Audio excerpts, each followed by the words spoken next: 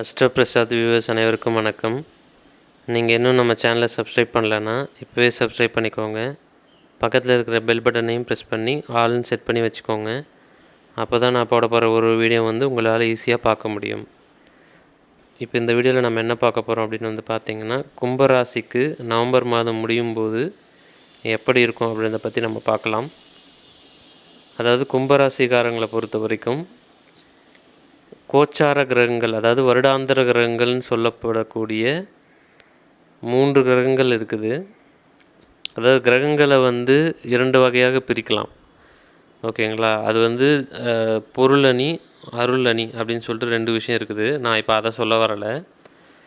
கோச்சாரத்தில் ராகு, சனி, குரு இதெல்லாம் வருஷத்துக்கு ஒரு முறையோ இல்லை 1.5 வருஷத்துக்கு ஒரு முறையோ 2.5 வருஷத்துக்கு ஒரு முறையோ மாறக்கூடிய கிரகங்கள்.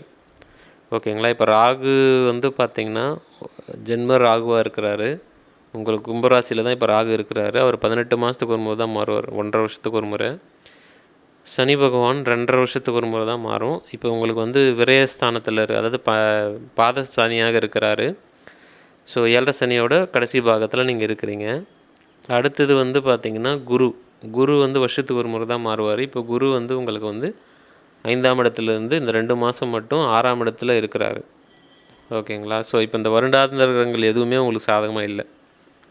கும்பராசியை பொறுத்த வரைக்கும் படாத பாடுபட்டுக்கிட்டு இருக்கீங்க.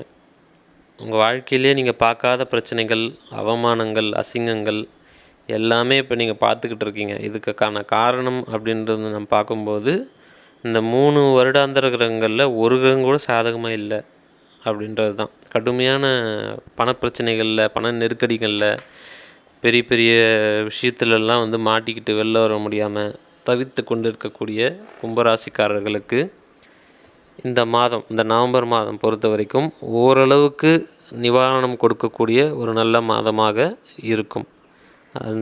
அந்த மாதம் பார்த்திங்கன்னா உங்களுக்கு 9ஆம் அதிபதி 10ஆம் அதிபதி இந்த 2 விஷயங்கள் சாதகமாக இருக்குது. ஓகேங்களா? இதெல்லாம் இப்போ நான் சொன்ன அந்த 3 கிரகங்கள் ராகு, கேது, குரு, சனி அப்படின்னு சொல்லக்கூடிய ராகு கேது ஒரே கிரகமாக வச்சுக்கிட்டிங்கன்னா 3 கிரகங்கள். மற்ற 4 கிரகங்கள் மாதம் மாதம் மாறக்கூடிய கிரகங்கள். ஸோ இப்போ 3 கிரகங்கள் சாதகமாக இல்லை. இப்போ மாதம் மாதம் மாறக்கூடிய கிரகங்கள் 4மே சாதகமாக இருக்குது. அப்படின்றதுனால கும்பராசிக்காரர்களுக்கு இந்த நவம்பர் மாதம் கொஞ்சம் விடுதலையான மாதம். பெரிய பெரிய பிரச்சனைகள் மாட்டிக்கொண்டு இருக்கிறவங்களுக்கு ஏதோ ஒரு விதத்தில் பணவரவு அப்படின்றது நிச்சயமாக வரும். ஏன்னா 9ஆம் அதிபதி 9ஆம் இடத்துலையே ஆட்சி பெற்று இருக்கக்கூடிய ஒரு மாதம் இந்த மாதம் ஃபுல்லாக. அதே மாதிரி பார்த்திங்கன்னா உங்களுக்கு 10ஆம் அதிபதி 10ஆம் இடத்துல அதுவும் செவ்வாயானவர் திக்பலத்தோடு மட்டும் இல்லாமல் உச்ச குருவோட பார்வையில் இருக்கிறதுனால தொழில் சிறப்பாக நடக்கும். தொழிலில் இருந்து வந்த பிரச்சனைகள் ஒரு முடிவுக்கு வரும். அதாவது ரொம்ப நாளாக பிரச்சனை, கடந்த 5 வருஷமாகவே கும்பராசிக்காரர்களுக்கு தொழில் எதுவும் செட் ஆகலை. பண்ணிகிட்ருக்கிற தொழிலையுமே பெரிய பெரிய பிரச்சனைகள் இருக்குது. அவங்களுக்குமே பார்த்திங்கன்னா ஏதோ ஒரு விடியல் வர மாதிரியான விஷயங்கள் இந்த மாதம் உங்களுக்கு நடக்கும். கும்பராசிக்காரர்களை பொறுத்த வரைக்கும் இது எல்லாமே டெம்பரவரி தான், ரொம்ப நாள் கிடையாது. அடுத்த வருஷம் ஜென்ரலாக பார்த்திங்கன்னா அடுத்த வருஷம் ஏப்ரலுக்கு பிறகு முக்கியமாக சொல்லணுன்னா 2027 ரொம்ப நல்ல காலம் கும்பராசியை பொறுத்த வரைக்கும். 2026 ஓரளவுக்கு நல்லாயிருக்கும். ஓகேங்களா? ஸோ அதை பற்றி நான் அடுத்தடுத்து வரக்கூடிய வீடியோவில் சொல்கிறேன்.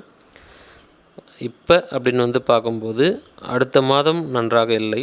இந்த நவம்பர் மாதம் கொஞ்சம் சாதகமான மாதம்தான். இப்போ பருவ வயதில் இருக்கக்கூடிய கும்பராசிக்காரர்கள் திருமணம் செய்யாதீங்க. என்ன கேட்டிங்கன்னா கொஞ்சம் டைம் எடுத்து யோசித்து பண்ணுறது நல்லது. இப்போதைக்கு கொஞ்சம் ஸ்டாப் பண்ணி வைக்க முடிஞ்சால் வைங்க. ஏன்னா பருவ வயசை தாண்டி 28-30 வயசுலலாம் இருக்கிறீங்க. இப்போ நீங்கள் அப்படின்னாலுமே பார்த்திங்கன்னா ஒரு 6 மாதம் வெயிட் பண்ணுறதுல ஒன்றும் பெருசாக வயசு ஏறிடாது, அதே வயசு தான் இருக்கும். ஸோ அப்போ அதனால் கொஞ்சம் கும்பராசிக்காரர்கள் எதையுமே அகலக்கால் வைக்காமல் எடுத்தம் கவுத்துன்னு முடிவெடுக்காமல் இப்போதைக்கு சும்மா இருந்துருங்க. ஓகேங்களா? நிறைய பேர் நான் பார்க்குறேன், கடுமையான 7 சனி வரும்போது, கடுமையான ஜென்ம சனி வரும்போது, கடுமையான பாத சனி வரும்போது, கடுமையான அஷ்டம சனி வரும்போது, ஜென்ம ராகு போயிட்டுருக்கும்போது தான் நான் இதை பண்ணுறேன் அதை பண்ணுறேன்னு சொல்லிட்டு எதெல்லாம் போய் மாட்டிப்பாங்க. ஓகேங்களா? கும்பராசிக்காரர்கள் இப்போ நான் என்ன சொல்கிறேன்னா எதுவுமே பண்ணாதீங்க, சும்மா இருங்க. ஓகேங்களா? சும்மா இருங்க மீன்ஸ் என்னென்னா, வேலைக்கே போகாதீங்க, சும்மா இருங்கன்னு சொல்ல வரல. உங்கள் கையில் என்ன வேலை கொடுத்துருக்காங்களோ அதை மட்டும் செய்யுங்க. புதுசாக நான் இதை பண்ணுறேன், அதை பண்ணுறேன், குத்தி போடுவேன், கீசி போடுவேன் அப்படின்னு சொல்லிட்டு பண்ணக்கூடிய விஷயங்கள் எதுவுமே வந்து அதை எதுவுமே பண்ணாதீங்க. முடிஞ்ச வரைக்கும் எதுவுமே வந்து தனித்து செயல்படாதீங்க. இப்போ நேரம் சாதகமாக இல்லை. ஒரு புத்திசாலி என்ன பண்ணுவான் அப்படின்னா, இப்போ சனியும் சாதகமாக இல்லை, ராகு எது சாதகமாக இல்லை, குருவே சாதகமாக இல்லை, எதுவுமே சாதகமாக இல்லை அப்படின்னும்போது கொஞ்சம் வெயிட் பண்ணணும் அப்படின்றத புரிஞ்சுக்கிட்டு அன்றாட வேலைகள் இப்போ அடுத்து என்ன ஒரு வேலைக்கு போகிறாங்களா, ஒரு வேலை அந்த வேலையை மட்டும் பார்ப்பாங்க, அவ்வளோதான். புதுசாக வந்து எதையுமே இப்போ நீங்கள் ஏதாவது பண்ண போய் தான் ப்ராப்ளம் வரும். அதனால தான் நான் உங்களுக்கு சொல்கிறேன், வேறு ஒன்றும் கிடையாது. நீங்கள் சும்மா இருந்துட்டால் கூட பிரச்சனை கிடையாது. அந்த கடுமையான டைமில் நான் இதை பண்ணுறேன், அதை பண்ணுறேன், எதனா பண்ண போய் தான் பூதாகாரமாக கிளம்பும் அப்படின்றதுனால கொஞ்சம் கவனமாக இருக்க வேண்டிய டைம் தான்.